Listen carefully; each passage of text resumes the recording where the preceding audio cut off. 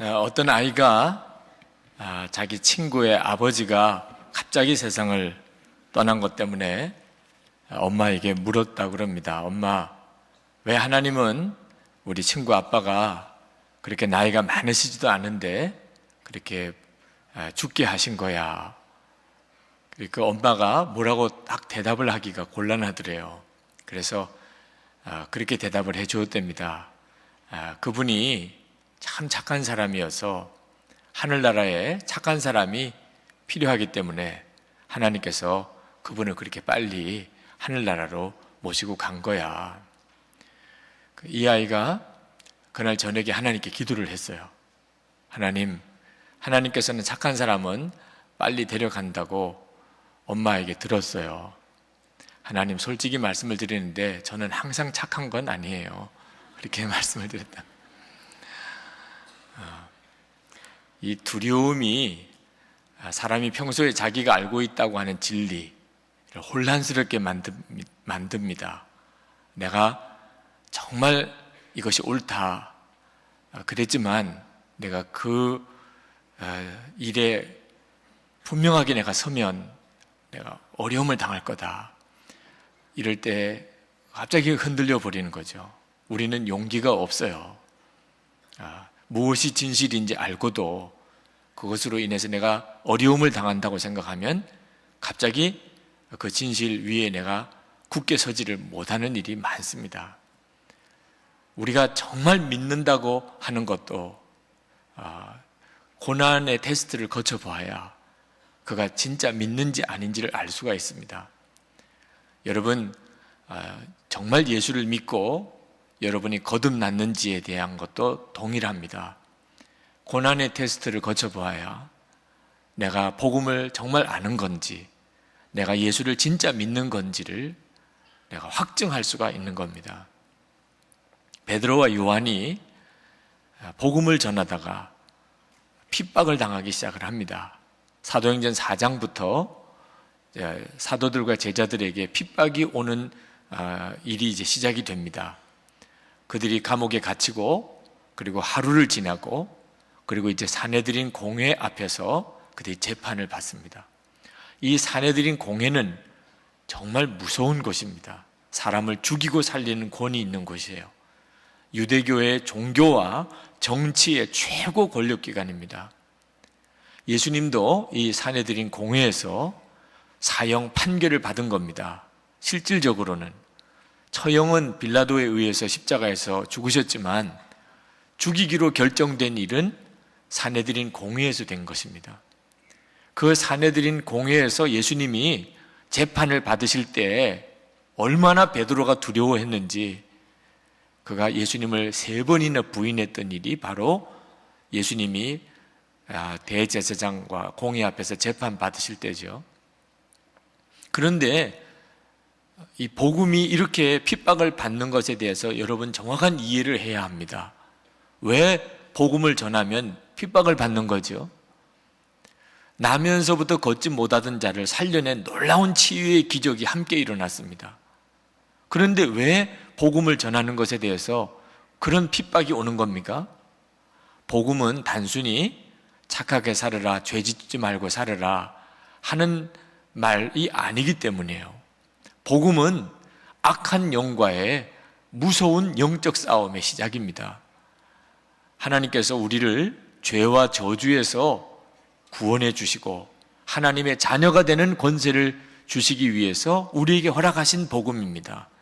그러므로 복음을 전할 때는 우리를 사실상 주인 노릇하고 우리를 지배하고 있던 악한 영과의 싸움이 벌어지게 되는 것입니다. 그러므로 복음이 전해질 때 핍박이 함께 일어나는 거죠. 우리가 세상에 나가서 우리가 예수 그리스도의 사람인 것을 분명히 밝히고 그리고 생명의 복음을 사람들에게 전하게 될 때 아무런 어려운 일이 일어나지 않는다면 오히려 이상한 일입니다.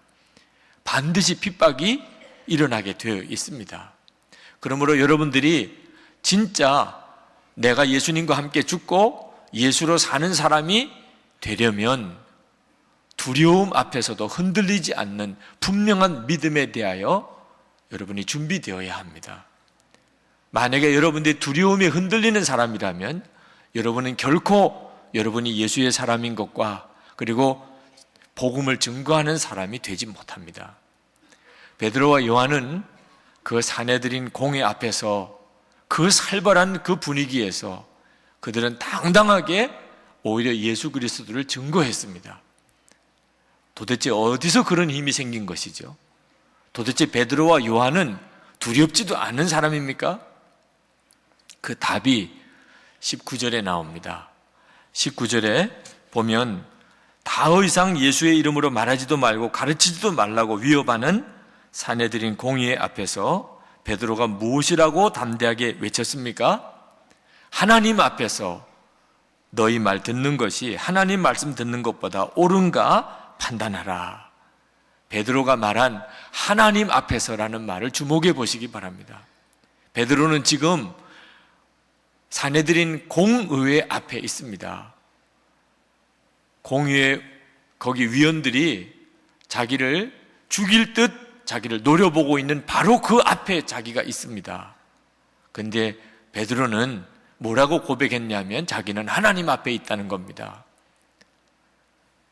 성령 충만한 사람이 가지고 있는 믿음의 특징을 너무나도 분명하게 베드로가 보여주는 겁니다. 성령의 충만함은 우리에게 어느 순간에나 우리는 하나님과 함께 있다는 것에 대하여 분명한 믿음을 우리에게 줍니다. 예수 그리스도는 십자가에 죽으시고 사흘 만에 부활하셔서 40일 지난 후에 승천하신 것뿐만 아니고 지금 우리 가운데 우리 마음에 오셨다. 그 사실을 성령님은 우리에게 분명하게 가르쳐 주십니다. 이 믿음이 지금 베드로에게 충만한 거죠. 베드로가 오늘 8절에 보면 그가 성령에 충만하여 이 대답을 하였다고 증거하고 있습니다. 여러분, 하나님 앞에 서 있다고 하는 것에 대해서 분명하게 느꼈을 때 더 이상 사내들인 공회의 그 자기를 잡아먹을 듯이 노려보고 있는 그 사람들이 전혀 두렵지가 않다 그 말입니다. 세상적으로는 그렇게 두려웠었고 그것 때문에 예수를 3번씩이나 부인했었던 바로 그 자리였지만 자기가 그 자리에 섰을 때 베드로와 요한은 자기는 사실은 하나님 앞에 서 있다는 것을 분명히 알았습니다. 그러므로 그 마음의 두려움이 다 사라진 거죠. 왜? 그들보다도 하나님이 훨씬 크시다는 것을 알았기 때문입니다. 마틴 루터가 종교개혁을 할 때 그가 브롬스 의회에서 똑같이 종교재판을 받았습니다.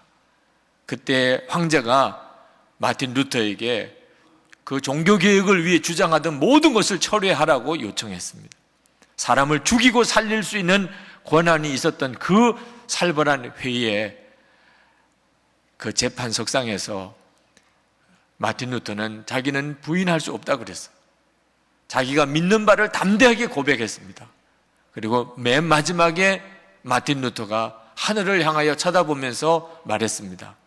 하나님, 제가 지금 여기에 서 있습니다. 하나님을 본 거죠. 자기는 지금 브롬스 종교재판 석상에 있는 것이 아니고 하나님 앞에 있다는 사실을 분명히 알게 되었을 때 두려운 것이 다 사라졌어요.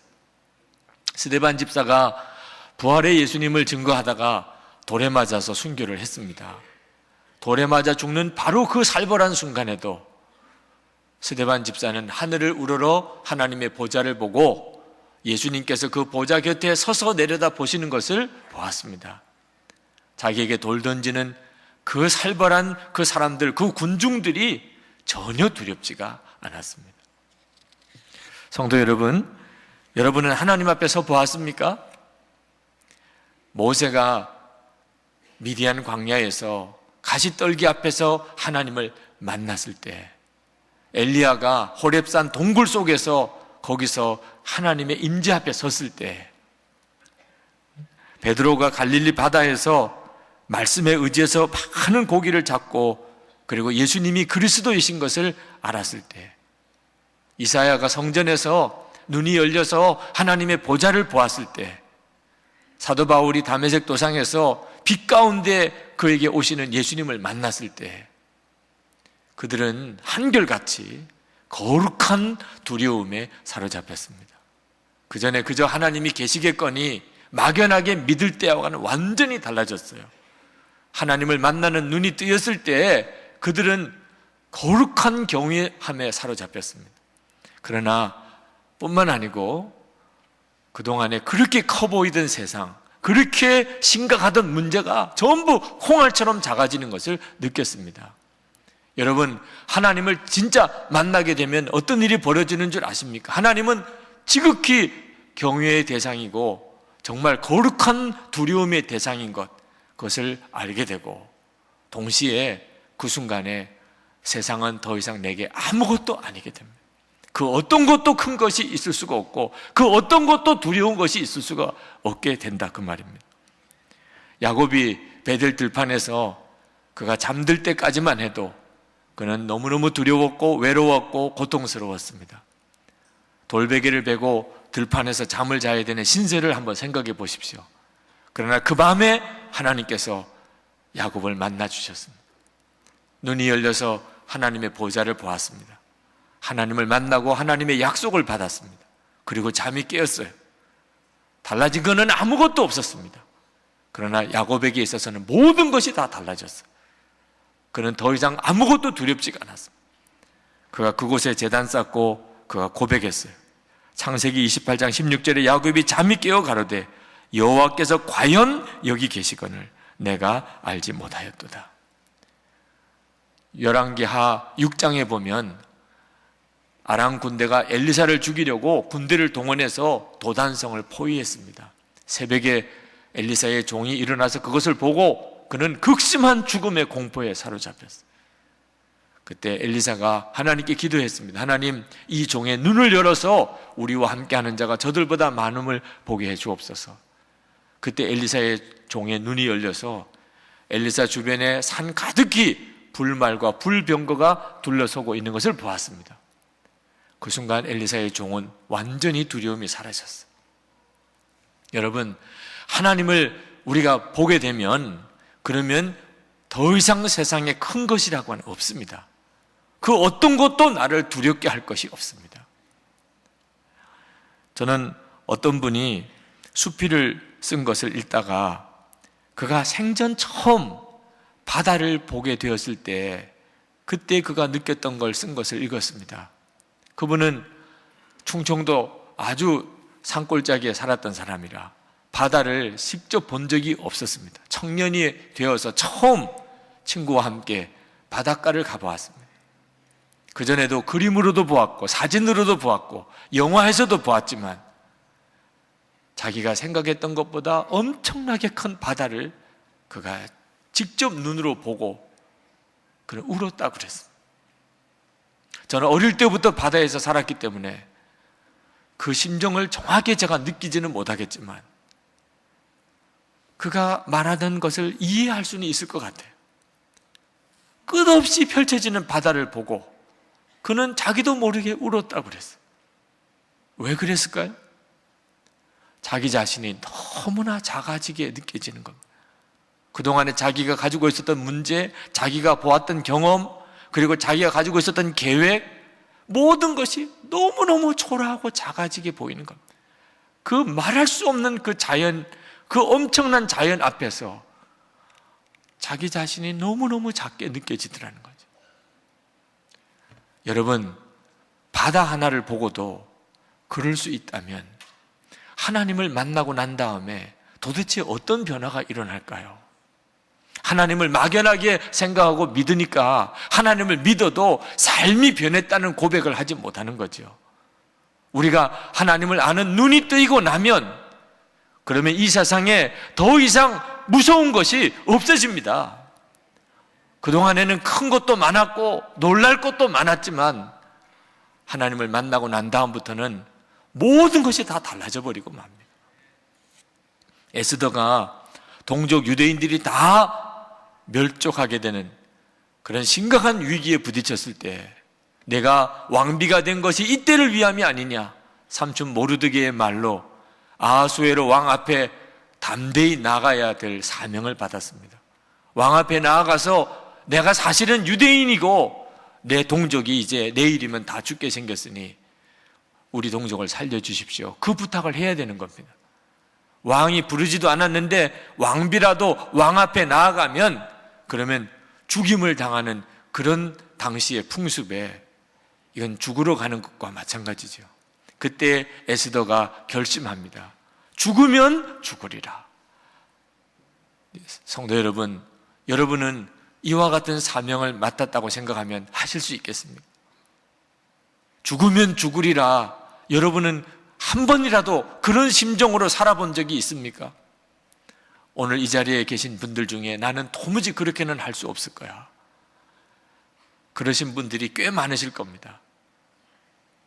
그러나 하나님을 보지 못했기 때문이죠. 여러분이 하나님을 만나는 눈이 뜨이고 나면 저는 단언합니다. 오늘 이 자리에 계신 분 중에 어느 한 사람도 죽으면 죽으리라 하는 고백에 주저할 사람이 한 사람도 없습니다. 더 이상 그건 문제가 되질 않아요. 죽음 그것도 문제가 되지도 않아요. 하나님을 믿는다는 것은 엄청나고 놀라운 일인 것입니다. 하나님을 바라보는 자는 눈앞에 캄캄해지는 그런 순간이 온다 하더라도, 정말 살다가 보면 그런 순간이 있지 않습니까? 눈앞이 캄캄해졌다고 하는 그런 때가 오잖아요. 그러나 내가 하나님이 정말 나와 함께 계신 것을 분명하게 믿게 되면 오히려 그때일수록 길이 더 선명하게 보이는 것입니다. 어디로 가야 하는지, 어디로 가야 사는지, 어떤 길이 복된 길인지 너무나도 선명해지는 것입니다. 대제사장 사내들인 공회원들은 베드로와 요한이 그 살벌한 분위기 속에서 오히려 더 당당하게 고백하는 것을 듣고 깜짝 놀랐습니다.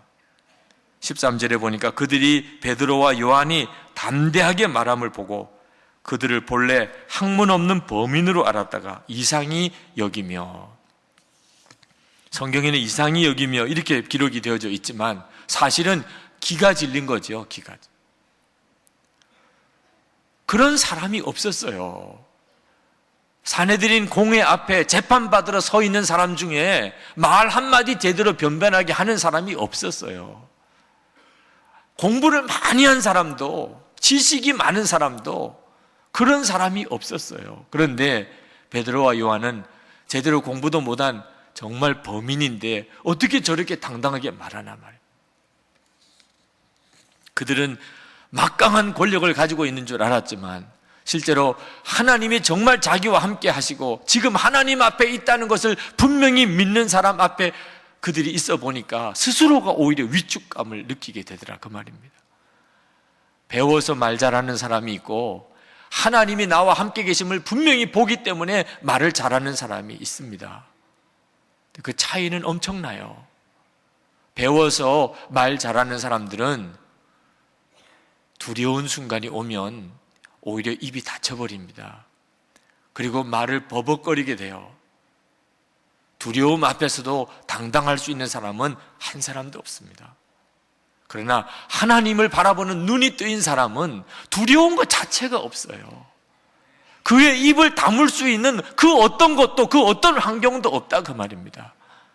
그러므로 베드로와 요한은 오히려 더 당당하게 그들에게 예수 그리스도 외에는 구원받을 이름이 없다고 증거했던 것입니다. 여러분, 베드로는 예수님의 이름으로 말하지도 말고 가르치지도 말라고 하는 그런 사내들의 공회의 엄중한 경고 앞에서 그는 이렇게 질문했습니다. 어떤 것이 옳은가 너희들이 한번 말해보라. 하나님 앞에서 너희들의 말을 듣는 게 옳은가? 하나님이 말씀하시는 것을 듣는 게 옳은가? 너희들이 한번 판단해보라.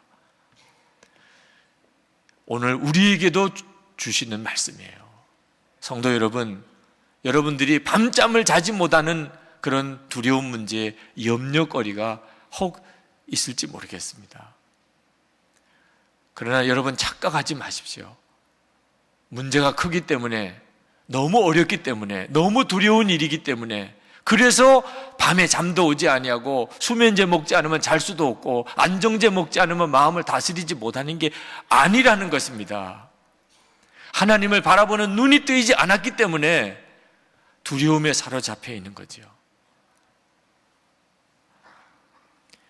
여러분, 가룟 유다가 제자로 부름을 받은 사람이었습니다. 그는 3년 동안 예수님을 따라다녔고 예수님의 말씀을 들었고 예수님이 행하시는 모든 일을 다 보았습니다. 그러나 그가 십자가 고난 앞에서 무너졌어요. 그리고 예수님을 팔아버리고 말았습니다. 베드로도 마찬가지죠. 다른 제자들도 십자가 고난 앞에서 그들은 다 예수님을 버리고 도망가고 예수님을 부인하고 말았습니다. 십자가 고난 앞에서 무너지는 믿음은 믿음이 아닙니다. 여러분, 우리가 예수님을 믿고 이제 예수와 함께 죽고 예수로 사는 사람이라고 고백하였을 때 그때 하나님은 우리에게 말씀하십니다. 고난도 받으리라. 분명히 그렇게 하나님은 우리에게 말씀하십니다.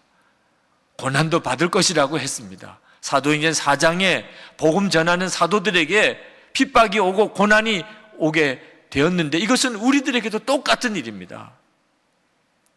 여러분, 준비되셨습니까? 어떤 고난 앞에서도 흔들리지 아니하고 끝까지 예수님만 따라갈 준비가 여러분은 분명히 되셨습니까? 두려워하지 마시기 바랍니다. 여러분, 하나님께서 여러분들에게 고난의 길로 여러분들을 인도하신다 하더라도 여러분이 항상 함께 계시는 하나님을 분명하게 바라볼 수 있다면 더 이상 고난은 고난이 아닙니다. 여러분을 두려움으로 묶을 수가 없습니다. 우리에게 있어서 가장 두려운 순간은 언제냐? 내가 하나님을 바라보지 못하는 순간입니다. 환경과 여건 때문에 오는 것이 아닙니다. 항상 함께 계시는 하나님, 예수 그리스도 안에서 약속받은 것입니다. 성령께서 이 시간 우리에게 계속해서 눈을 열어주시는 것입니다. 지금 우리는 하나님 앞에 있습니다. 우리가 십자가를 붙잡았다는 이야기는 우리는 하나님 앞에서 산다는 뜻입니다. 그러면 어떤 어려운 일이 와도 문제가 될 게 아무것도 없습니다. 예수전도단의 오대원 선교사님, 그분이 한 번은 미국에서 중학교 우리 한인 2세 아이들을 수련회, 여름 수련회를 인도하면서 그 수련회 중에 그 아이들을 데리고 뉴욕 할렘가에서 노방전도를 시킨 적이 있었습니다. 뉴욕에 여행을 가면 그 할렘가에는 다니지 말라고 하는 경고를 듣는 그런 아주 살벌한 곳입니다.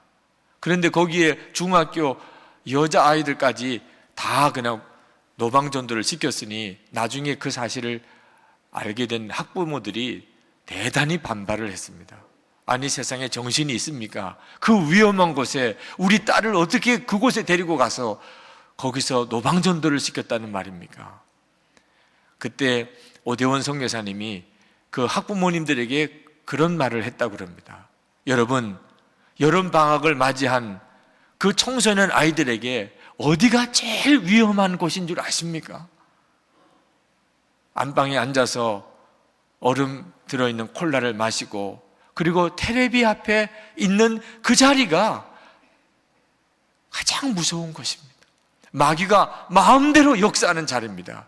거기서 대부분의 아이들이 유혹을 받고 거기서 타락하고 그리고 넘어지는 것입니다.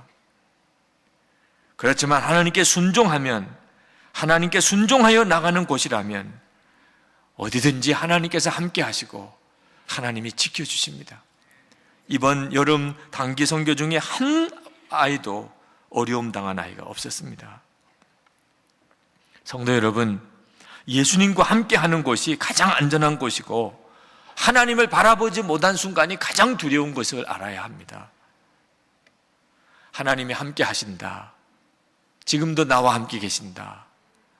여러분, 그것을 계속 확인하셔야 됩니다. 만약에 이것이 분명하다면 그러면 모든 것에 대해서 확신을 가져도 됩니다. 어떤 사람을 만나든 어떤 일을 겪든지 여러분은 두려워할 이유가 없습니다. 베드로와 요한은 핍박을 당했습니다. 복음을 전하다가 붙들려서 감옥에 갇혀서 하루를 지냈습니다. 그리고 산헤드린 공회 앞에서 재판을 받았습니다. 그러나 베드로에게 있어서는 아무 문제가 되지 않았습니다. 나면서 걷지 못하던 자가 일어난 것도 우리 주님의 역사고, 내가 복음을 전하다가 감옥에 들어간 것도 거기에 주님의 계획이 있다고 베드로가 믿었기 때문에, 자기는 어느 순간에나 하나님 앞에 있었기 때문에 자기가 이렇게 되든 저렇게 되든 그에게 있어서는 더 이상 문제가 되지 않았습니다.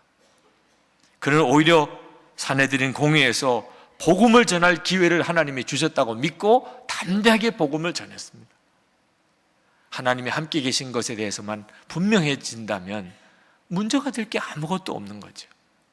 사도행전 16장에 보면 사도 바울이 빌립보에서 복음을 전하다가 감옥에 갇혀서 매를 맞고 그리고 한밤중에 찬송을 하였는데 지진이 일어나서 옥문이 활짝 열리는 일이 일어났습니다. 여러분, 억울하게 감옥에 갇힌 사람에게 가장 큰 소원이 있다면 무엇이겠습니까?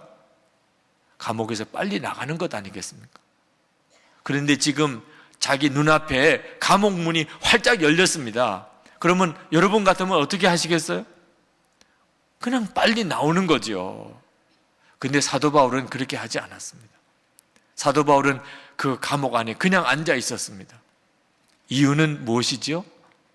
사도 바울이 생각하기를, 내가 빌립보에 와서 귀신 들린 여자를 고쳐준 것도 하나님의 역사였다면, 내가 이렇게 억울하게 빌립보 감옥에 갇혀서 무지하게 매를 맞고 이 지하 감옥에 들어와 있는 것에도 하나님의 어떤 계획이 있었지 않았을까? 그렇다면 옥문이 활짝 열려서 내가 지금 여기서 나간다면 하나님이 나를 이 감옥에 들어오게 하실 이유가 뭐가 있었겠는가? 사도 바울은 섣불리 그는 감옥에서 나올 수가 없었어요. 사도 바울이 옳았지요. 사도 바울의 위대함이 여기에 있었습니다. 그는 모든 일을 할 때 자기에게 어떻게 하면 이익이 되느냐 하는 쪽으로 생각하지 않았고, 하나님께서 무엇을 생각하시는지를 그는 항상 물었습니다. 빌립보 감옥의 간수장이 지진이 일어나고 옥문이 열렸다는 이야기를 듣고 놀래서 감옥으로 들어왔어요. 감옥문들이 다 열렸습니다. 간수장은 생각했습니다. 죄수들이 다 도망갔겠구나. 그럴 수밖에 없는 거죠. 감옥문이 활짝 열렸는데 감옥 안에 있을 죄수가 누가 있겠냐 말입니다. 그 간수장은 자결하려고 그랬습니다. 어차피 책임을 지고 처벌을 받고 죽어야 될 거라면 자기 손으로 차라리 죽는 게 낫겠다고 자결하려고 했어요. 그때 사도 바울이 감옥 안에서 당신 몸에 손대지 마시오. 우리가 지금 여기에 그대로 있어. 빌립보 감수장이 깜짝 놀랐습니다.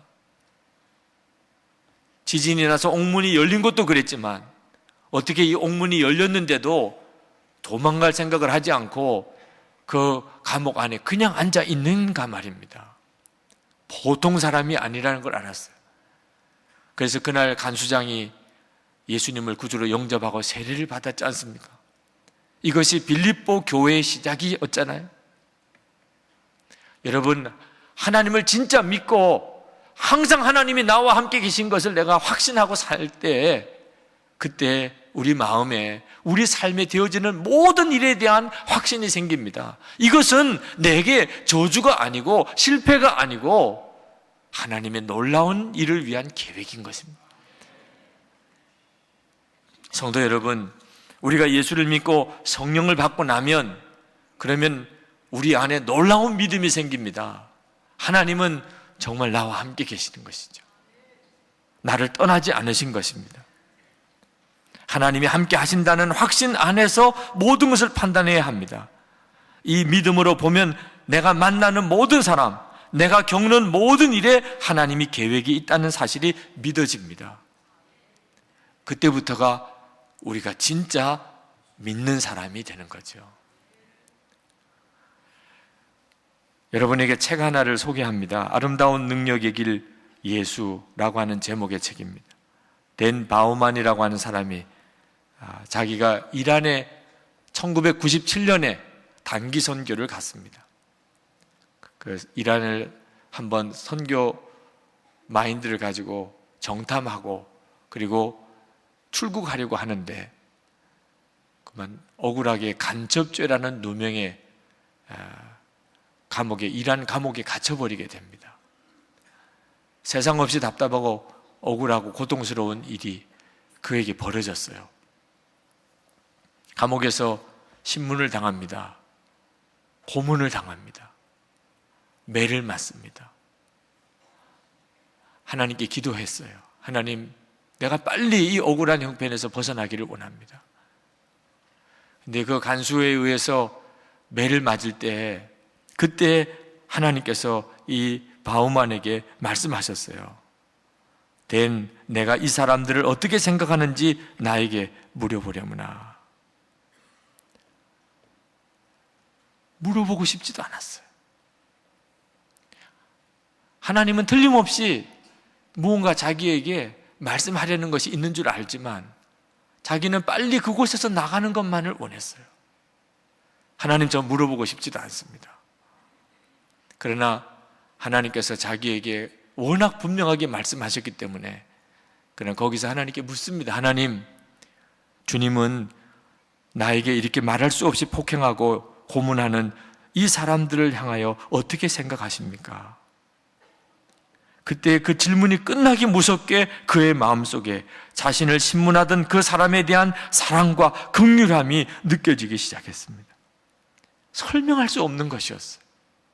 주님은 자기를 고문하는 그 사람들을 긍휼히 여기고 사랑한다는 것을 깨달은 거죠. 그리고 그들을 위해서 기도하기를 시작했습니다. 사랑의 마음이 일어났으니까. 그런데 그렇게 몇 주를 보내고 정말 지옥과 같은 생활을 했지요. 어느 날 감방에 돌아와서 정말 쓰러져 있는데 바깥에서 간수들이 이야기하는 말이 귀에 들어와요. 그들이 페르시아어로 이야기를 했지만 자기가 이란 선교를 위해서 준비하면서 페르시아어를 이미 공부를 했었기 때문에 그 간수들이 무슨 이야기를 하는지를 알아들었습니다. 그들이 하는 이야기가 그것입니다. 나는 기독교인들이 이해할 수가 없어. 이곳에 오면 이렇게 매를 맞고 죽는다는 것을 알고도 왜 자꾸 오는지 나는 이해할 수가 없어. 그리고 더 이상한 것은 우리가 자기를 죽이려고 하는데 왜 우리를 위해서 기도하는지 나는 더 이해할 수가 없어. 그때 이 바우만이 자기 감방에 도청장치가 되어 있다는 걸 알았어요. 그가 감방에서 그 자기를 고문하던 간수와 그 이란 땅을 위해서 하나님의 사랑을 품고 간절히 기도하던 그 기도가 다 그 옆방에서 다 들은 거예요. 그때 또 다른 간수가 이런 이야기를 합니다. 나는 기독교인들이 무엇을 믿고 있는지 내가 좀 알아. 내가 전에 한번 들은 적이 있어. 그러면서 그 간수가 이야기를 하는데 기독교의 복음에 대해서 그가 다 이야기하는 거예요. 예수 그리스도의 십자가의 복음에 대해서, 하나님의 사랑에 대해서 그가 다 이야기하는 거예요. 그는 그 감방에서 매를 맞은 몸으로 쓰러져 있는 채 깜짝 놀랐습니다. 며칠 동안 그런 대화를 들으면서 더 놀란 것은 그 중에 3명이 예수를 영접한 거예요. 자기들끼리 이야기하고 복음을 나누면서 나도 저 사람들과 같은 그런 하나님의 사랑을 내가 알고 싶어. 저 사람이 가지고 있는 그 믿음을 나도 가지고 싶어. 그렇게 9주가 지났습니다. 이제 사형 판결을 받을 만한 그 마지막 재판석에 섰어요. 그런데 판사가 판결문을 낭독하는데 무혐의로 석방이라는 겁니다. 그리고 내려와서 자기를 포옹하는 거예요. 이 댄 바우만이 하나님께서 자기를 핍박하는 자들을 위해서 사랑하라고 계속해서 말씀하신 것이, 그것이 어떤 뜻인지를 비로소 알았어요. 하나님을 바라보는 눈이 뜨이지 않았다면 아마 댄 바우만은 그 일생에 가장 비참한 삶을 살았을지도 모릅니다. 성도 여러분, 하나님은 오늘 우리에게 하나님을 바라보는 눈을 계속 열어주십니다. 저는 이 설교를 준비하면서 하나님 앞에 정말 많이 울었어요. 그동안 내가 본다고 한 모든 것들이 하나님 앞에 얼마나 하나님을 무시했던 일인가. 무엇이 도대체 어려운 일이며, 무엇이 도대체 힘들며, 무엇이 도대체 크며, 그동안에 제가 내 눈을 가지고 무언가를 보았다고 했던 모든 것들이 사실은 하나님을 무시했던 것이고, 그리고 하나님을 경멸했던 것이라는 것을 알았어요. 하나님, 제가 정말 진짜 성령 안에서 보기를 원합니다. 하나님, 제가 보아야 할 것이 무엇인지를 정말 제가 알기를 원합니다. 하나님 앞에서 판단해야 합니다. 어떤 일이든지 두려움에 반응하면 안 됩니다. 오늘 이 시간 여러분 간절히 기도하십시다. 하나님, 제가 이제부터는 뭘 본다고 쉽게 말하지 않겠습니다. 베드로와 요한이 그때 내가 하나님 앞에 있다고 고백했던 그대로 하나님, 제 눈도 열어주시기를 원합니다. 세상보다 훨씬 크신 하나님, 문제보다도 더 크고 놀라우신 하나님, 제가 하나님을 바라보기를 원합니다. 하나님을 바라보는 눈을 뜨고 모든 것을 판단하기를 원합니다. 이 시간에 우리 다 같이 통성으로 기도하겠습니다. 은혜와 사랑에 충만하신 아버지 하나님, 오늘도 사랑하는 성도들을 하나님의 능하신 손에 붙들어 주시옵소서. 오늘도 주님 앞에 와서 하나님 앞에 나와 간절히 기도하는 사랑하는 성도들을 주님 축복해 주옵소서. 두려움에 반응하지 아니하고 살아계신 하나님을 바라보는 눈을 분명하게 뜨게 해 주옵소서. 하나님의 손 안에 하나님 두시기를 원합니다. 하나님의 계획 안에 하나님 두시기를 원합니다. 아버지 하나님, 하나님만이 하실 수 있습니다. 이 시간에 성령의 역사하심으로 우리에게 허락하신 십자가의 복음으로 하나님, 우리의 눈이 더 분명하게 뜨여지게 되기 원합니다. 은혜로우신 하나님, 흠잡을 자지 못하고 두려워하고 염려하는 것이었습니다. 오늘도 눈이 뜨이게 하여 주시옵소서. 우리가 하나님 앞에 있습니다. 오늘도 사랑하는 성도들을 문제에서 건지시고 하나님 두려움에서 염려에서 온전히 건지시고 주를 더욱 바라보게 하여 주옵소서. 놀라운 평안, 말할 수 없는 담대함, 세상을 이길 수 있는 그 능력으로 하나님 성도들을 축복해 주옵소서. 그와 은혜로 도와주신 하나님 감사합니다. 하나님, 놀라우신 주님의 은혜 찬양합니다. 우리 마음에 하나님 드리웠던 모든 어둠의 은세가 다 떠나간 것을 주님을 찬양합니다. 하나님 영광을 주님 받으시옵소서. 도우소서, 축복해 주소서. 찬양합니다. 아버지 하나님, 우리 다 일어나셔서 찬양하겠습니다.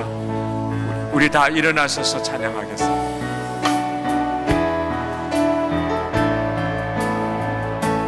아름답고 놀라운 주 예수,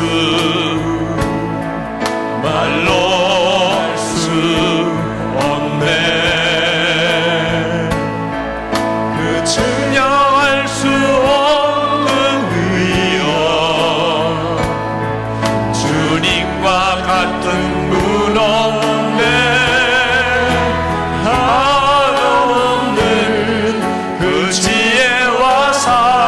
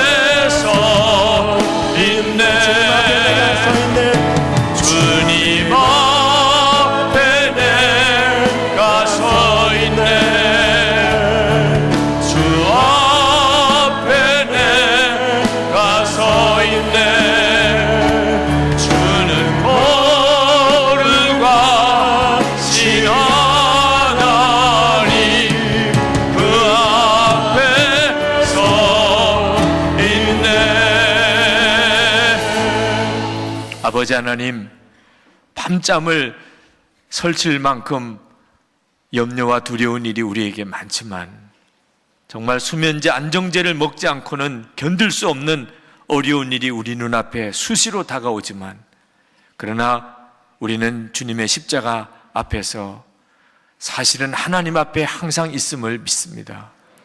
오늘 베드로와 요한의 눈을 열어주신 것처럼 성령의 뜨겁고 강한 역사하심으로 우리의 눈도 분명히 열어주시기를 원합니다. 하나님, 우리가 두려움에 반응하지 아니하고 하나님을 바라보는 담대한 믿음으로 모든 일을 반응하기를 원합니다. 아버지 하나님, 하나님께서 우리와 함께 계시니 우리가 어떤 사람을 만나든 무슨 일을 겪든지 하나님의 계획 안에 있음을 믿습니다. 오늘도 주님 우리를 이끌어 주시옵소서. 하나님께 예배하고 돌아가는 사랑하는 성도들을 주님의 능하신 손에 사로잡아 주옵소서. 우리가 계속 주를 바라보는 눈을 분명히 뜨게 주님 역사해 주옵소서. 오늘도 하나님 앞에 우리의 전심을 다하여 하나님께 예배하며 우리의 마음의 사랑과 감사를 담아 하나님 앞에 헌금을 봉헌해 올립니다. 하나님의 기뻐하는 뜻대로 우리의 헌금이 귀하게 사용되고 복음이 증거되고 하나님의 사랑이 전해지게 하나님 역사해 주옵시고, 사랑하는 성도들의 삶의, 기업의, 가정에 하나님 복을 주옵소서. 하나님의 살아계심의 산 증인으로, 하나님의 축복의 통로로 쓰시옵소서. 하나님의 손에 우리를 일으켜 주옵소서. 우리를 어떤 순간에도 당당하게, 담대하게 주 예수를 증거할 수 있는 사람들로 우리를 세워주시옵소서. 육신을 치료하여 가정을 회복시켜 우리의 기업을 주님 일으켜 주셔서 하나님 우리를 쓰시옵소서. 고난도 있으리라 주님 말씀하셨지만 더 이상 두렵지 않습니다. 주님과 함께 한다면 하나님, 우리가 어떤 어려움이 있을지라도 무너지지 않을 줄 믿습니다. 오히려 어려울 때에 우리가 가야 될 길을 더 분명하게 보이시는 주님을 찬양합니다. 하나님, 이 민족 가운데 하나님의 부흥을 주셔서 이 민족이 하나님의 거룩한 백성이 되게 하시고 남과 북이 하나님의 역사로 통일되게 하시고 세계 열방에 나가 있는 선교사님들을 통하여 복음이 땅끝까지 모든 족속에게 증거되게 하여 주옵소서. 주님을 찬양합니다. 우리의 생명의 구주 예수 그리스도의 십자가의 놀라우신 은혜와 아버지 하나님의 말할 수 없는 사랑하심과 지금도 우리와 함께 계시는 보혜사 성령님, 언제나 우리와 함께 하시고 동행하시고 우리를 인도하시는 성령님의 하나 되도록 교통하심이 주님 앞에 나와 예배하고 돌아가는 모든 성도들과 그 삶 속에 충만히 함께 하시기를 간절히 축원하옵나이다. 아멘.